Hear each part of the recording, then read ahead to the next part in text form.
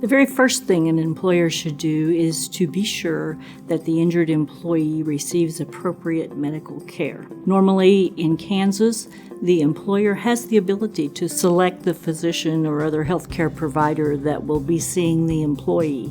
If an employee says, "I would like to see my own physician," then they are entitled to do that, but the employer's insurance provider is only obligated to pay $500 of those charges. Now, after medical care is taken care of, then the first thing the employer needs to do next is to notify the state of Kansas that there has been a work-related accident. Then the employer should also notify their insurance carrier that a claim has been made. First of all, the employer needs to ascertain whether they are a covered employer under the FMLA. They have to have at least 50 employees within a 75-mile radius. And then they have to determine whether or not the employee qualifies for leave. And in order to do that, the employee has to have worked for the employer for at least 12 months, and they have to have worked at least 1,250 hours in the year preceding the request for leave. The employee also has to have a serious health condition, which is defined by the FMLA regulations. If all of those conditions are met, then the employer needs to investigate that and determine whether or not FMLA leave is appropriate. FMLA leave can be for up to 12 weeks in a calendar year. Normally, FMLA leave is unpaid. However, if the employer provides any kind of paid leave, such as sick leave or paid time off, they can require the employee to use that during their 12 weeks of FMLA leave. And they should do a concurrent running of paid leave and unpaid leave to prevent the employee from stacking those periods together. After the available paid leave is used, then any remaining leave is unpaid. Under the Kansas Workers' Compensation Act, the employee's first week off work is unpaid.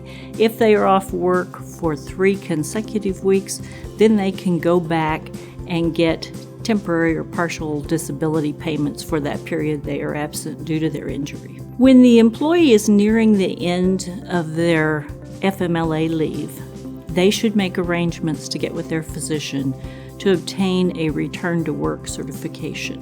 This lets the physician tell the employer that the employee is safe to return to work. If the employee comes back and they have no restrictions, then the employer is obligated to restore them to the same job they had or a job that is equivalent. If the employee comes back with work-related restrictions, then the employer needs to switch hats. Once they have provided leave and the employee comes back, they fulfilled their FMLA obligation, but now they may have ADA or Americans with Disabilities Act obligations. If the employee comes back with temporary work restrictions, then an employer who's covered by the ADA has to determine whether they can accommodate those restrictions. Employees ask for a variety of things depending on what their condition is and what sort of job they have, and the employer is obligated to have a dialogue with the employee to understand what accommodations they are requesting and what the employer can reasonably do. An employer doesn't have to provide every accommodation that the employee requests, but they do have to provide anything that is reasonable that would enable the employee to perform their essential job functions. What is reasonable is going to vary from employer to employer depending on their size and resources and what they can do without creating an undue hardship. If the employer sits down with the employee and goes through their requests for accommodations and says, "We are unable to provide these requested accommodations, and as a result, you are unable to perform your essential job functions," then the employer is entitled to terminate that employment. Now, if the employer does terminate the employee, that doesn't alter the fact that they are still entitled to workers' compensation benefits, and the fact that they lose their job may have the effect of driving up their ultimate award under the Workers' Compensation Act.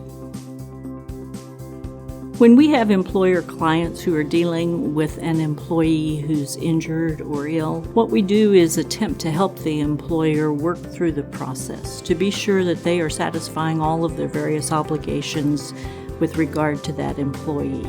It's often a great idea when you have an employee who's requesting accommodations to talk to someone about that, and we welcome that kind of discussion, and we can help you ascertain whether or not the accommodations the employee requests are reasonable for you.